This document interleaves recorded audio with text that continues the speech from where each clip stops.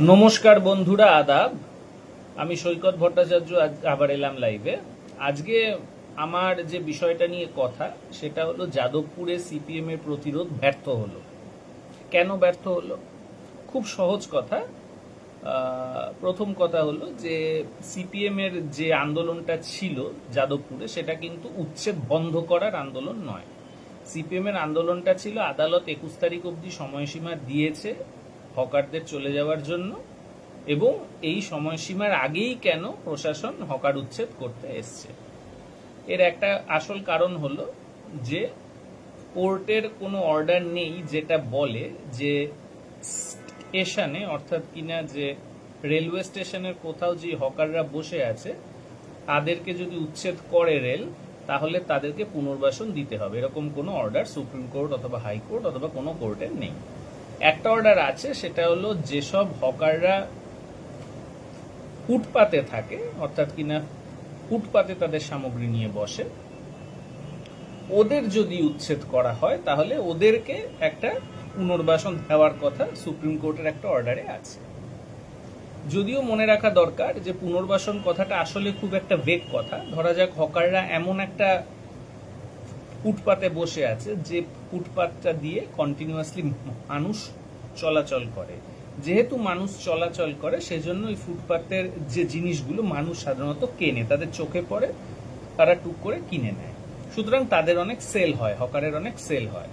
এবার ওকে যদি ওই ফুটপাত থেকে তুলে দিয়ে অন্য কোনো একটা একটা খুব এমন একটা মাঠে হকারি করতে দেয় যার আশপাশ দিয়েও কোনো মানুষ যায় না, তাহলে তাদের কোনো আয় হবে না। তো সুতরাং পুনর্বাসন ভেবে এরকম একটা কথা বলে হকার উচ্ছেদটাকে মানবিক করার যে চেষ্টাটা বন্ধ হওয়া উচিত, কারণ আসলে পুনর্বাসন বলে কিছু হয় না।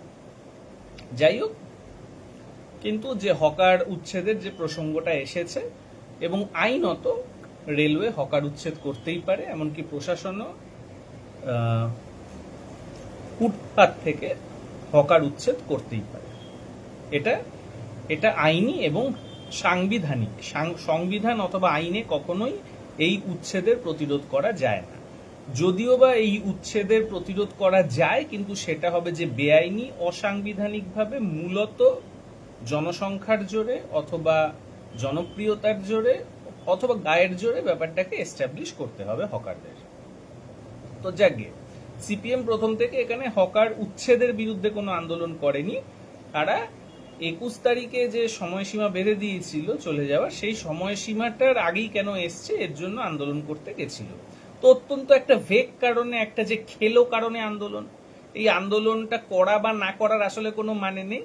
কিন্তু তারা আন্দোলনটা করেছে। দু চারজন একটু রং ঠং মেখেছে কিনা জানি না, মাথা ফাটিয়েছে বলছে, আবার সেটা মাথা ফাটানো না হয় যে রঙও লাগাতে পারে, আই ডোন্ট নো। কিন্তু এরা বলেছে, কিন্তু এটা সবই হলো সোশ্যাল মিডিয়াতে অথবা আসল যে মেইন স্ট্রিম মিডিয়াতে ফুটেজ খাওয়া। এই ফুটেজ খাওয়ার লক্ষ্য নিয়ে এরা আন্দোলনটা করতে নেমেছে, কারণ আন্দোলনটার মধ্যে কোথাও এতটুকু কোনো মানবিকতা নেই। শুধু আন্দোলনটার লক্ষ্যই হলো যে একটা বোকা বোকা বেগ আন্দোলন করবে, যে আন্দোলনটা আদৌ প্রশাসনকে খুব একটা ডিস্টার্বও করবে না, কিন্তু সে আন্দোলনটার সময় এমন কিছু হবে যাতে কিনা যে মিডিয়াতে একটু হই হই হবে, সিপিএম নেতাদের যে নাম ঠাম জানা যাবে, তারা একটু কবিতা টবিতা লিখবে। এছাড়া সিপিএম এর এই আন্দোলনের একসাচ কোনো অর্থ আমি খুঁজে পেলাম না।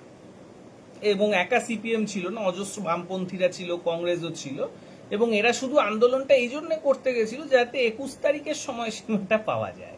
এসব ফালতু আন্দোলন করার থেকে আসলে যে না করাই ভালো। ইনফ্যাক্ট যে তৃণমূলের ওপর আবার একটু শ্রদ্ধাটা বেড়ে গেল এই জন্য, কারণ ওরা আন্দোলনটা করতে যায়নি। এর একটা কারণ হলো তৃণমূল খুব ভালো করেই জানে হকারদের তারা বেআইনিভাবে, অসাংবিধানিকভাবে, তারা নিজেদের জনপ্রিয়তা এবং গায়ের জোরে হকারদের বিভিন্ন জায়গায় হকারি করতে দিয়ে গেছে।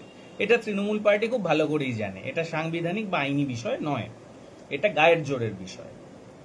এবং তৃণমূল এখন প্রশাসনে নেই, তার গায়ের জোর নেই, এবং অতএব এখানে তো যে হকারের জন্য আন্দোলনের কোনো মানে নেই। হকারের জন্য সাংবিধানিক বা আইনিভাবে একটা আন্দোলন হতে পারে যে তুমি একটু আমাকে সময় দাও উচ্ছেদ হয়ে যাওয়ার জন্য, আমি যাতে সম্মানের সঙ্গে চলে যেতে পারি, এটা একটা হতে পারে। যেটা কিনা রেলওয়ে স্টেশনের হকারদের জন্য, তাদের তো পুনর্বাসনও চাওয়া যাবে না। আর যারা কিনা ফুটপাতের হকার, এদের জন্য একটা হলো যে পুনর্বাসনের যে দাবি চাওয়া যেতে পারে, যদিও পুনর্বাসনটা এমন জায়গাতেই হওয়া স্বাভাবিক যেখান দিয়ে নাকি মানুষ চলাচল করে না। একটা কথা আছে, ফুটপাতে হকার থাকলে যে প্যাসেঞ্জাররা যাতায়াত করে, যে পথচারীদের অসুবিধা হয়, তারা কেন এমন জায়গায় থাকে না যেখানে পথচারী নেই? আরে পথচারী আছে বলেই তো হকাররা ওখানে, কারণ তারা জানে পথচারীদের চলতে চলতে হঠাৎ মনে হবে আমি ওটা কিনে নিই, যেটা এমনি একটা যদি মাঠে ঠেলে দেওয়া হয় সেটা কোনোদিনই হবে না। তো এটা একটা স্বাভাবিক, একটা সুস্থ কথা, একটা সুস্থ বোধ বুদ্ধি সম্পন্ন মানুষই এটা বুঝতে পারে। কিন্তু অদ্ভুতভাবে যে আমাদের পলিটিক্যাল পার্টি এবং কিনা যে মিডল ক্লাস এই সামান্য জিনিসগুলো বুঝতে পারে না। যাই হোক, এদের এমনি তো মাথা মোটা, খুবই যে লো আইকিউ, তো এই জন্য এরা বোঝে না। এবার মূল জায়গাটায় আসে। তাহলে এটা খুব ক্লিয়ার বিষয়টা যে এখানে সাংবিধানিক অথবা আইনিভাবে হকারদেরকে তাদের জায়গায় হকারি করতে দেওয়ার কোনো উপায় নেই। যদি সেটা করতে দিতে হয় সেটা জনপ্রিয়তার জোরে, জনসংখ্যার জোরে, গায়ের জোরে সেটা করতে হবে বেআইনিভাবে, অসাংবিধানিকভাবে। এবং এটাই করে এসছিল তৃণমূল সরকার। এবার প্রশ্ন জায়গায় তৃণমূল সরকার কেন এটা করেছিল, তার কারণটা হলো তৃণমূল সরকার জানতো যে আমার পক্ষে বিপুল পরিমাণে কৃষককে উচ্ছেদ করে বড় বড় যে গুজরাটি, মারওয়াড়ি এবং যে আপনার হলো গিয়ে যে বিদেশি শিল্পপতিদেরকে শিল্পের জন্য জমি দেওয়া সম্ভব নয়। কারণ আমার কমিটমেন্টটাই সিঙ্গুর নন্দীগ্রামে যে শিল্পপতিদের ইচ্ছা মতো জমি কেড়ে নেওয়া, মানে কৃষকের জমি কেড়ে মানে শিল্পপতিদের দিয়ে দেওয়ার এগেনস্টে। এটা তৃণমূল পার্টি প্রথম থেকেই জানতো। অতএব সে কোনো বড় শিল্পের জন্য যায়নি। তাহলে মানুষ করে কমে খাবে কিভাবে? সে একটা জায়গা দিয়েছিল, সেটা হলো যেভাবেই হোক মানুষ যেন মানে যে টুকটাক যে ব্যবসা, ছোটখাটো যে ব্যবসা, সেগুলো যেন সে মানে যে বেআইনি পথেও করতে পারে। বেআইনি পথে মানে কোনো ধরনের সার্টিফিকেট না নিয়ে, একটা জায়গা না কিনে, এটসেট্রা। মানে সেখানে হলো গিয়ে এক্সচেঞ্জটা হবে, মানুষের আয় হবে, কিন্তু রাষ্ট্রীয় কোনো সার্টিফিকেট সেখানে থাকবে না। কিন্তু তাহলে কি হবে? এই যে আয়টা হবে, সে পুরো আয়টাকে নিয়ে যে ব্যবসা করছে চলে যাবে? অ্যান্সার হলো না। এই যে আয়টা তৃণমূল পার্টির নেতারা করতে দিল বেআইনিভাবে, তৃণমূল পার্টির প্রশাসনের উপর হোল্ডকে কাজে লাগিয়ে, এর জন্য তৃণমূল পার্টির নেতারা তাদের কাছ থেকে তোলা আদায় করতে পারবে। এরকম একটা সিস্টেম তৃণমূল পার্টি তৈরি করেছিল। এই সিস্টেমটা ভালো খারাপ এটা পরের প্রশ্ন, কিন্তু এই সিস্টেমটা আদৌ যে কর্পোরেট পুঁজি ফ্রেন্ডলি অথবা কিনা যে বৃহৎ পুঁজি ফ্রেন্ডলি ছিল না।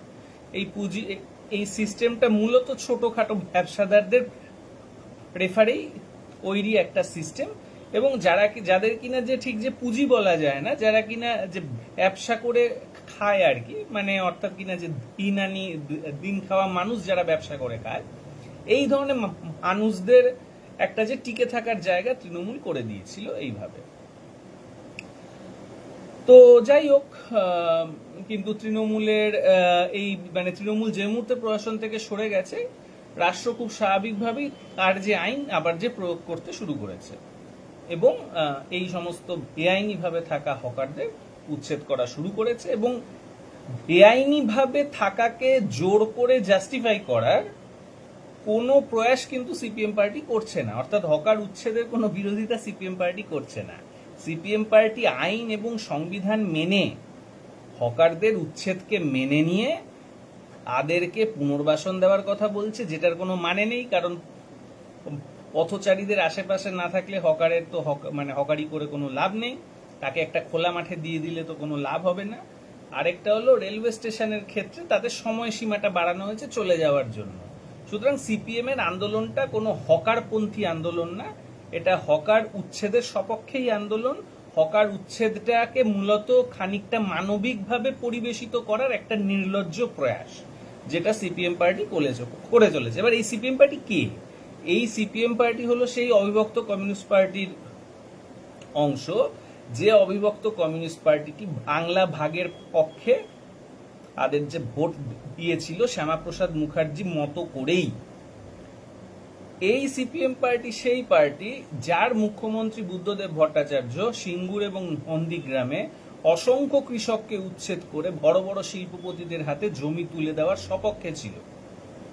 ঠিক যেটা আজকে বিজেপি পার্টি বিভিন্ন বড় বড় শিল্পপতিদের, আদানিকে, আম্বানিকে বহু জায়গা থেকে যে ট্রাইবালদেরকে উচ্ছেদ করে, অসমিয়াদের উচ্ছেদ করে, মুসলিমদের উচ্ছেদ করে বহু জায়গায় বিজেপি পার্টিও তাদেরকে জমি দিয়ে দিচ্ছে। সুতরাং স্ট্রাকচারালি দেখতে গেলে বিজেপি এবং সিপিএম এর মধ্যে আসলে তাদের যে লক্ষ্যে কোনো পার্থক্য নেই।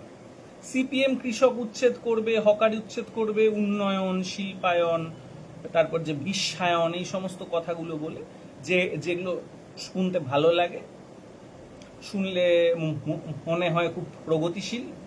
আসলে এভাবে প্রগতি হয় না, কিন্তু শুনলে মনে হয়।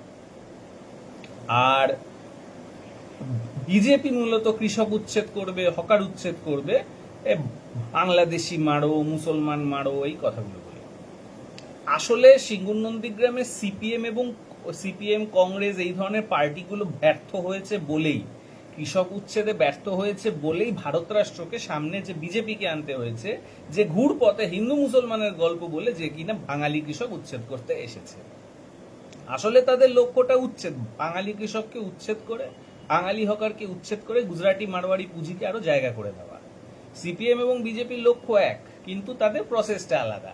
একজন উচ্ছেদ করবে বিশ্বায়ন, শিল্পায়ন, উন্নয়নের নামে, আরেকজন উচ্ছেদ করবে সাম্প্রদায়িকতার নামে, অ্যান্টি বাংলাদেশ, অ্যান্টি মুসলমান কথাবার্তা বলে।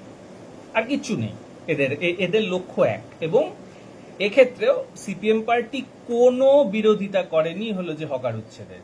সে হকার উচ্ছেদের সময়সীমাটা বাড়াতে জন্য আন্দোলন করেছে, এবং সে অনেক ক্ষেত্রে পুনর্বাসনের কথা বলছে।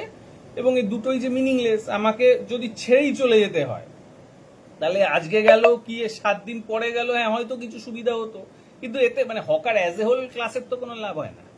সেরকমই আমাকে যদি আজ যে একটা কিনা যে গড়িয়াহাটের ফুটপাথ থেকে সরিয়ে একটা অনেক দূরে মানে এমন একটা জায়গায় দিয়ে দেওয়া হয় যেখানে কিনা একটা ফাঁকা মাঠ, আশেপাশে কোনো লোকজন নেই, গাড়ি শোঁ শোঁ করে চলে যাচ্ছে, কোনো পথচারী নেই, এই জায়গায় তো কেউ কিনবে না, অতএব হকারি করে লাভ নেই, তাকে চলে যেতে হবে। তো এইটা হলো মূলত উদ্দেশ্য। এবং সিপিএম পার্টি আদৌ হকারের পক্ষে কোনো আন্দোলন করেনি। তো অর্থাৎ কিনা হকার উচ্ছেদের বিরুদ্ধে কোনো আন্দোলন সিপিএম পার্টি করেনি, ঘোষিতভাবেই করেনি। তারা মূলত এটা করেছে একটা ফুটেজ খাওয়ার জন্য, এবং যে ফুটেজটা তারা খেয়েছে। এবং অদ্ভুতভাবে সৃজন ভট্টাচার্যকে অ্যারেস্ট করা হয়েছিল, তাকে একদিনেই ছেড়ে দিয়েছে, মানে একদিনও পুরো রাখেনি জেলে।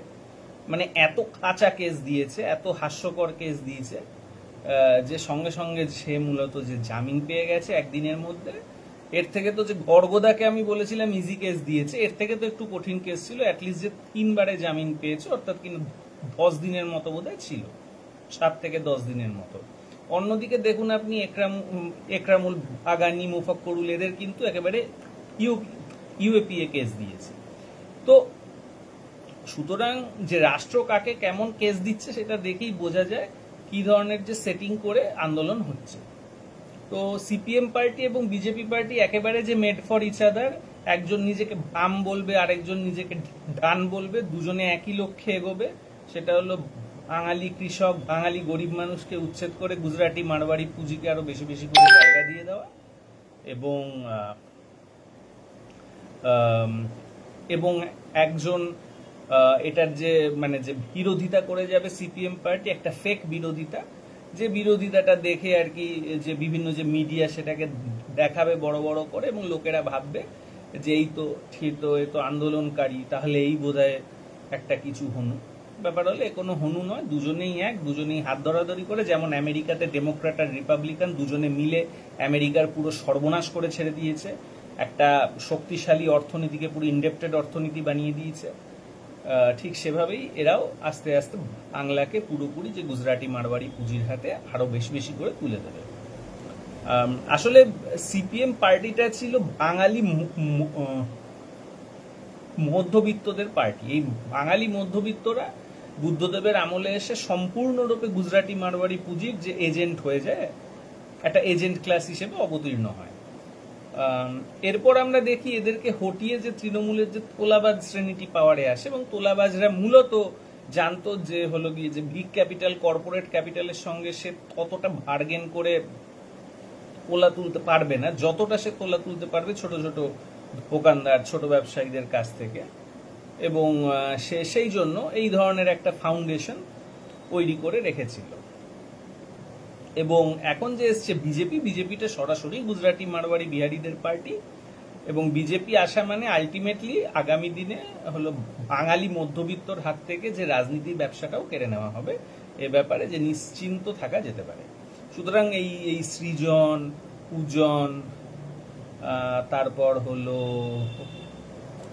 কতরূপ, তারপর কি যেন বেশ দীপশিখা, এই যে অদ্ভুত অদ্ভুত সমস্ত প্রাণীরা আছে যারা কমিউনিজমের বোঝে বলেও আমার মনে হয় না, কোনোদিন বোধহয় পড়াশোনাটাও করেনি ভালো করে। মানে পড়াশোনা তো করেই নি, একদিন যে বইটা খুলে একটু দেখবে সেটাও বোধহয় করেনি এরা। তো এই ধরনের যে পাবলিক আছে এরা কোনোদিন কখনো মানে মিনিস্টার হবে না, কারণ আগামী দিনে গুজরাটি মারওয়াড়িরা সরাসরি হলো গিয়ে যে ওয়েস্ট বেঙ্গলের রাজনীতিকে দখল করবে, এবং আগামী দিনে এখানকার কাউন্সিলর আগে হবে সিং, তিওয়ারি, এরা আস্তে আস্তে এমএলএ হবে, আগরওয়াল, কাজুরিয়া, বাজুরিয়া, আস্তে আস্তে মিনিস্টারও এরাই হবে। অলরেডি এবার হওয়া শুরুও করেছে। ইনফ্যাক্ট শুভেন্দু অধিকারী যেভাবে কথা বলে আর তার পাশে যে মনোজ আগরওয়াল যেভাবে প্রেস ব্রিফিং দেয়, এটা ক্লিয়ার শুভেন্দু অধিকারী আদৌ এখন চিফ মিনিস্টার নয়, আসল চিফ মিনিস্টার আসলে মনোজ আগরওয়াল। তো সব হাতছাড়া হয়ে গেছে, সেটাই সিপিএম পার্টির যে মধ্যবিত্ত মূর্খরা এখনো বুঝতে পারছে না, তারা এখনো মানুষকে বোকা বানানোর জন্য বোকা বোকা আন্দোলন করে চলেছে, এবং যে অদ্ভুত ভাবে যে সিনেম্যাটিক ভাবে ছবি তুলছে, ওই করছে। আমার অদ্ভুত লাগলো সৃজন নাকি যাওয়ার সময় একটা যে লাল রঙের দেখি একটা বই আছে, পরে জানলাম ওটা নাকি সংবিধানের বই। তো আমার কথা হলো যে মানে সংবিধান দিয়ে তো হকার উচ্ছেদ আটকানো তো যাবে না, কারণ সংবিধানে হকার উচ্ছেদ আটকানোর কোনো জায়গা নেই। তাহলে উনি গেলেন কেন? কারণ উনি সংবিধান মেনে সময়ের সীমাটা বাড়াবার জন্য উনি গেছিলেন। এটা একটা হাস্যকর বিষয়। এসব আন্দোলন করার থেকে না করে একটু যে ঘরে বসে ঘুমানো অনেক ভালো। সে মানুষটাকে আমি অনেক বাহবা দেব যে মানুষটা আন্দোলন করছে না, কারণ আন্দোলন করে তো লাভ নেই, সাংবিধানিক উপায়ে তো কোনো জায়গা নেই হকারদের প্রোটেকশন দেওয়ার। আগামী জ্যোতি বসুর আমল থেকে একটা আইন ছিল কলকাতায়, সেটা হলো আরবান অঞ্চলে একটা নির্দিষ্ট পরিমাণের জমির একজনের নামে একটা নির্দিষ্ট পরিমাণের জমির বেশি থাকতে পারবে না। অলরেডি গুজরাটি মারওয়াড়ি পুঁজিপতিরা বিজেপি সরকারের কাছে প্রার্থনা করেছে যে মানে যে জ্যোতি বসুর এই আইনটা যেন উঠিয়ে দেওয়া হয়। অর্থাৎ এখানে কিনা গুজরাটি মারওয়াড়ির যে সমস্ত ল্যান্ড শার্করা বিপুল পরিমাণে জমি বাঙালিদের কাছ থেকে কেড়ে নিতে শুরু করবে আরবান অঞ্চলে। আস্তে আস্তে সেটা কিনা গ্রামাঞ্চলেও প্রয়োগ করা হবে। মফস্বলে এলে সে মফস্বলে পরিধি বাড়িয়ে গ্রামকে ঢুকিয়ে সে অঞ্চলগুলোর জমি ঠমিও সব গুজরাটি মারওয়াড়িরা দখল করবে। এখন এই জিনিসটা এখন হবে, এই জিনিসটাকে আটকানোর কোনো উপায় আমাদের নেই। তৃণমূল পার্টি কখনোই এই মানে সে যেটা লক্ষ্যে ছিল, দেখুন যে প্রিমিটিভ অ্যাকুমুলেশন অর্থাৎ কিনা পুঁজির বিকাশ বা আধুনিকতা দুভাবে আসতে পারে। একটা হলো কিনা যে বাংলাদেশের মতো, যেখানে কিনা বাঙালি মধ্যবিত্ত বাঙালি কৃষকের সাথে হাত মিলিয়ে যারা কিনা বহিরাগত পুঁজি ছিল, অর্থাৎ উর্দুভাষী পুঁজি, পাঞ্জাবি পুঁজি, সিন্ধি পুঁজি, এদেরকে আউট করে সে পুঁজিটাকে দখল নিয়েছিল বাঙালি মধ্যবিত্ত। অর্থাৎ বাঙালি মধ্যবিত্ত একটা পুঁজিপতি শ্রেণীতে নিজেকে কনভার্ট করেছিল বাঙালি কৃষকের সাহায্যে বহিরাগত পুঁজিকে উচ্ছেদ করে। আর পশ্চিমবঙ্গে আরেকটা উপায় হলো, পশ্চিমবঙ্গে যেটা করার চেষ্টায় ছিল বুদ্ধদেব ভট্টাচার্য এবং এখন আবার অবতীর্ণ হয়েছে শুভেন্দুর সরকার, সেটা হলো যে বাঙালি যে মধ্যবিত্ত সে বহিরাগত পুঁজির একটা এজেন্ট হয়ে, দালাল হয়ে সে বাঙালি কৃষককে উচ্ছেদ করে সেই যে বহিরাগত পুঁজি অর্থাৎ গুজরাটি মারওয়াড়ি পুঁজিকে বিকাশ হওয়ার জায়গা করে দেবে এবং নিজেরা তার কুকুর হয়ে থাকবে, দালাল হয়ে থাকবে। তো এই দুটো অ্যাপ্রোচ হতে পারে। এখন তৃণমূল কখনোই যে বহিরাগত পুঁজি অর্থাৎ গুজরাটি মারওয়াড়ি পুঁজিকে উচ্ছেদ করার মতো কোনো পলিটিক্যাল পার্টি নয়, প্রথম থেকেই নয়। হয়তো সুদীপ্ত সেন, গৌতম কুন্ডু, সুব্রত রায়ের মতো যে বিশ্বায়নের আমলে যে কিছু বাঙালি বড় বড় বিজনেসম্যান উঠেছিল, ওরা যদি থাকতো তাহলে হয়তো সে চেষ্টাটা করা যেত, কিন্তু ওদের তো সবার আগেই তো যে দিল্লি পুরোপুরি যে খতম করে দিয়েছে। সুতরাং সেই জায়গাটা তৃণমূল পার্টির কোনোদিনই ছিল না যে ওরা বাঙালি কৃষকের সাথে হাত মিলিয়ে তোমার হলো গিয়ে যে গুজরাটি মারওয়াড়ি পুঁজিকে উচ্ছেদ করবে। আসলে এই যে গল্পটা বলা হয় না, এই যে বিজেপি লাগাতার বলে যে তৃণমূল নাকি বাংলাদেশি, তৃণমূল মুসলমান প্রেমী। আসলে বাংলাদেশি মুসলমান প্রেমী ব্যাপারটা না, বাংলাদেশি বা মুসলমান প্রেমী এই বিষয়, এই কথাগুলো আসলে মেটাফর। আসলে তৃণমূল বাঙালি মধ্যবিত্তদের সেই অংশটা কি যে বাঙালি কৃষকের সাথে হাত মিলিয়ে গুজরাটি মারওয়াড়ি পুঁজিকে উচ্ছেদ করে দেবে, এটা ছিল আতঙ্ক দিল্লির। কিন্তু তৃণমূল সেরকম কোনো পার্টি ছিল না, তৃণমূল এই পথেও যায়নি ওই পথেও যায়নি, সে পুরো পুঁজির বিকাশটাকে আটকে রেখে দিয়েছিল এবং মনে করেছিল এভাবেই যুগ যুগ ধরে থাকা যাবে, কারণ আর অনেকগুলো প্রোটেকটিভ শিল্ড ছিল। তো যাই হোক, তো ইলেকশনে তারা যে হলো যে বিজেপি জানতো আমরা জিততে পারবো না, সেজন্য হলো কি এসআইআর করে ইলেকশন কমিশনকে কাজে লাগিয়ে 34 লাখ লোককে ভোট, 34 লাখ থেকে 50 লাখ লোককে ভোট দিতে না দিয়ে তারপর ইভিএম এ কি সব করে তারা জিতেছে। ঠিক আছে, এখন তো তারা জিতে এখন যে যা খুশি তাই করবে, কারণ তোমাকে হয় হলো গিয়ে যে ওয়েস্ট বেঙ্গল ওয়ে, অর্থাৎ কিনা যে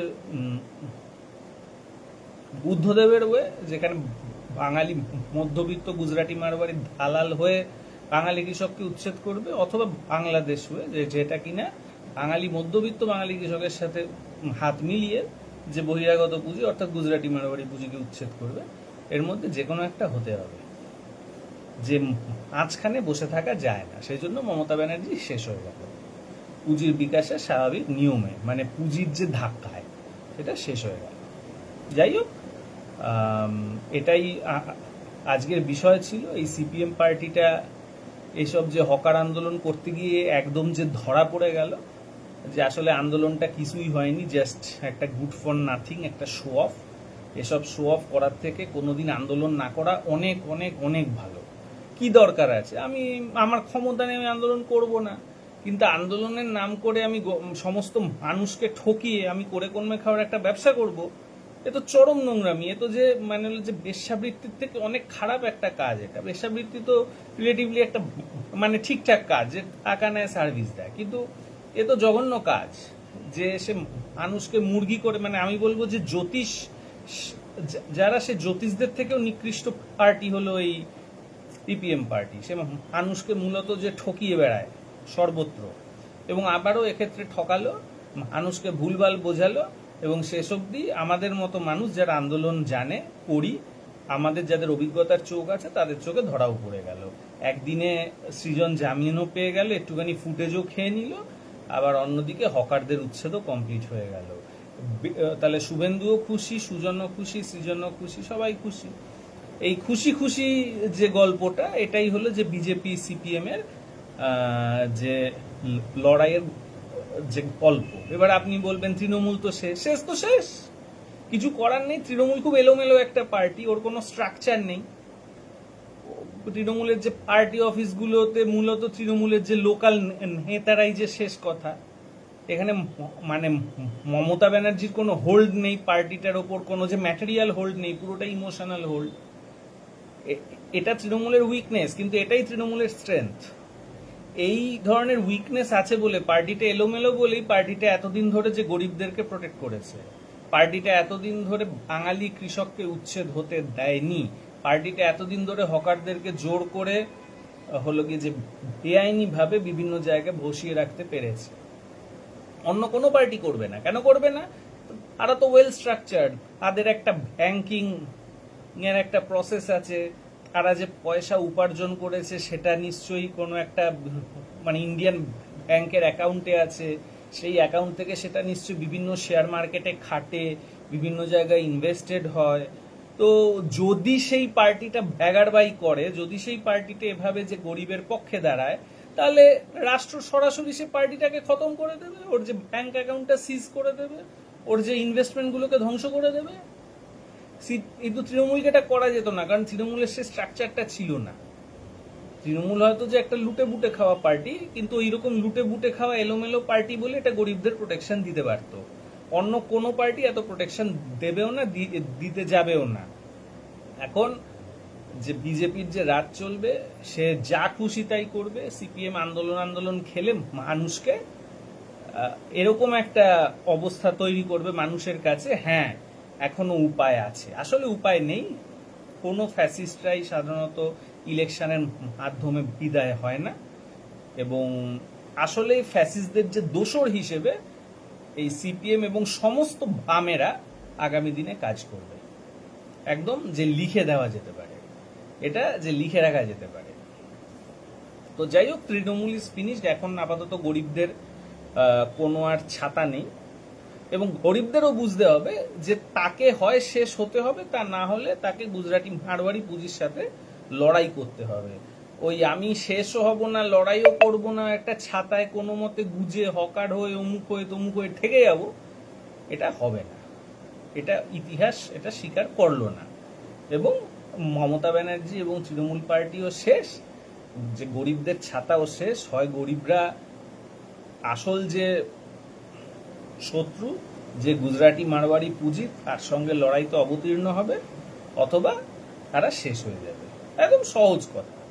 এই সিপিএম পার্টির যে ঢ্যামনামি, যে দেখে আর কোনো যে লাভ নেই, এবং যাদের একটু বুদ্ধি আছে ওরাই কয়েকদিনের মধ্যে সিপিএম পার্টির এই সমস্ত যে নাটক ঠিকই ধরে ফেলবে। এরা এই সিপিএম এবং বিজেপি দুটোই হলো কর্পোরেট দালাল। বুদ্ধদেব ভট্টাচার্য বউ দেখলাম, যে মীরা ভট্টাচার্য, সে আবার বলেছে বিজেপির কাজে সে খুব খুশি। ওর তো খুশি হওয়ারই কথা, কারণ ওনার স্বামী ঠিক যে কাজটা করেছিলেন বিজেপি সে কাজটাই করছে।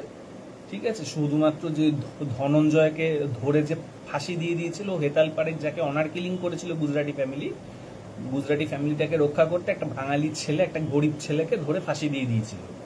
তো এই জিনিসটা আর কি মানে হওয়া বাকি আছে, আগামী দিনে হয়ে যাবে, চিন্তা নেই। তো এই জন্য বলবো সিপিএম এর যে নাটকে প্রলুব্ধ হবেন না। আমি অলরেডি দেখছি বাঙালি মধ্যবিত্ত একটা বড় অংশ আনন্দে নাচছে যে হকার উচ্ছেদ হয়েছে, তাদের আনন্দ হচ্ছে। এটা আমি খুব ভালো মতো দেখতে পাচ্ছি। হলে হচ্ছে যে ঠিক আছে, মানে সেটা আমার খারাপ লাগলো, এটার মধ্যে একটা অনেস্টি আছে। কিন্তু এই উচ্ছেদকে কাজে লাগিয়ে যে বিজনেস করা, যেটা সিপিএম করছে, এটা আরো জঘন্য কাজ। এসব কাজকর্ম করবেন না, এবং আমার ধারণা এখনকার মিডিল ক্লাস আর এসব করবেও না। তারা খুব হ্যাপিলি হকার ভাগিয়েছি, হেভি ব্যাপার, ঠিক আছে, এইসব কথাই তারা বলবে, এবং আরো ইনডেপ্টেড হবে, আরো যে ঋণগ্রস্ত হবে। এটাকে অনেকেই জানে কিনা জানি না, যে ইন্ডিয়ার মিডিল ক্লাস পুরোপুরি একটা ইনডেপ্টেড ক্লাস, একটা ঋণগ্রস্ত একটা শ্রেণী বর্তমানে। কারণ এরা হকারদের কাছ থেকে 5 টাকার চা না খেয়ে 50 টাকার যে চা খায় ওই হলদিরামে গিয়ে, এবং এর ফল দাঁড়ায় যে এরা ঋণগ্রস্ত হয়ে পড়ে। সে হোক গিয়ে, সেটা ওদের ব্যাপার। এবং কিন্তু এগুলোর থেকেও খারাপ হলো যখন কেউ মানুষকে মুরগি বানায় আন্দোলন খেলা খেলে। মানে সিপিএম পার্টির আন্দোলন খেলে যে মুরগি বানানোর যে ব্যবসাটাকে তৃণমূল পার্টি শেষ করে দিয়েছিল। কারণ তৃণমূল পার্টিটি যে নিজেই যে গরিবের মসিহাসে যে বসেছিল, এবং তার কারণও ছিল, কারণ তোলাবাজরা জানতো যে কর্পোরেটদের থেকে যতটা না তোলা স্কুইজ করা যাবে, তার থেকে বেশি গরিবদের কাছ থেকে তোলা আদায় করা যাবে। তারা নিজেদের স্বার্থেই তোলাবাজ শ্রেণী ছিল। অ্যাজ এ হোল আমি বলবো যে বাঙালি যে দুটো শ্রেণী আছে, একটা মিডল ক্লাস শ্রেণী আর একটা তোলাবাজ শ্রেণী, এই দুটো শ্রেণীর মধ্যে তোলাবাজ শ্রেণীটা অপেক্ষাকৃত বেটার। কেন বেটার? কারণ এরা নিজেদের স্বার্থে তবু গরিব মানুষকে একটা জায়গা দেয়। এরা নিজেদের স্বার্থে অনেক বেশি অ্যালার্ট সমগ্র বিশ্ব সম্পর্কে। ওয়ারাস যে মধ্যবিত্তরা মূলত একটা কুয়োর ব্যাঙের মতো জীবনযাপন করে, বাঙালি মধ্যবিত্ত, এদের মধ্যে কোনো অ্যালার্টনেস নেই, এবং এরা প্রচন্ড গরিব বিদ্বেষী এবং যে বড়লোক চাটা। তো এইটুকু আমার কাছে ক্লিয়ার। সেই জন্য আমি বলবো কদাপি আর এই মধ্যবিত্ত সিপিএম এর পার্টিকে বিশ্বাস করবেন না। আপনারা অধিকাংশই হকার উচ্ছেদে আনন্দিত, এরপর কৃষক উচ্ছেদও হবে, মুসলমান উচ্ছেদের নামে মুসলমান উচ্ছেদও হবে, বাংলাদেশি উচ্ছেদের নামে। ওগুলো নিয়েও আপনারা আনন্দ করুন, ঠিক আছে, এবং ভালো ভালো সিনেমা বানান। বাঙালি মেয়েদের, বাঙালি মিডল ক্লাস মেয়েদের সাথে বড়লোক মারওয়ারি গুজরাটি ছেলের প্রেমের সিনেমা টিনেমা বানান। হ্যাঁ, এ কারণে এগুলোই আপনাদের দ্বারা হবে। ওই বঙ্কিমচন্দ্রের যে দুর্গেশ নন্দিনী থেকে এসব ধুনচুন জিনিস চলছে। তো দালালি তো এটাই তো চরিত্র হবে, এটা তো স্বাভাবিক একটা ব্যাপার, এটার মধ্যে তো কোনো দোষ দেখি না।